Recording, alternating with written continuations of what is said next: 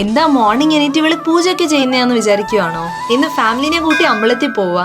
അതിനുവേണ്ടി അമ്മ ഫുഡൊക്കെ പ്രിപ്പയർ ചെയ്ത് ബോക്സിൽ വെച്ചു. അമ്മ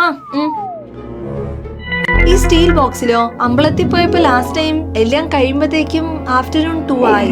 അപ്പൊ ഇതിൽ ചൂട് നിൽക്കുവോ? അങ്ങനെ ആവാതിരിക്കാൻ റീയൂസബിൾ തെർമൽ ബാഗിന് മേടിച്ചു.